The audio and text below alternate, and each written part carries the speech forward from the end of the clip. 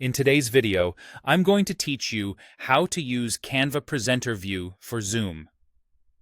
If you've ever wished you could see your speaker notes, a timer, and your upcoming slide while your audience only sees your polished slides, this is exactly what you need.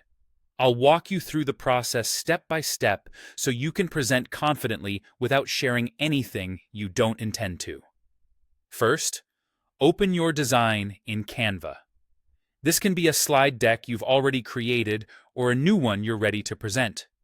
Give it a quick scan to make sure your slides are in order, your images and text look clean, and your notes are ready.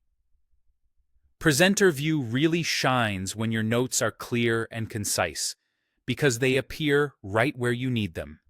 Next, click Present and choose Presenter View. Canva will open a dedicated presentation experience that separates what you see from what your audience sees. You'll have a view with your current slide, your next slide, speaker notes, and controls, and you'll also have the slide window that's meant for your audience. Arrange your windows in a way that feels comfortable. If you have two monitors, place your presenter controls on one screen and the audience slide window on the other. If you're on a single screen, don't worry. This still works smoothly. Now, join your Zoom meeting. Make sure you're in the call and ready to share before switching into full presentation mode, and confirm you have permission to share your screen if you're not the host.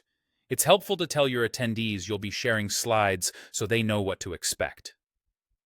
In Zoom, click Share Screen. You'll see a panel with thumbnails of all the windows currently open on your computer. Take a second to identify the Canva presentation window you want to share. Look for the one that corresponds to your presentation view in Canva.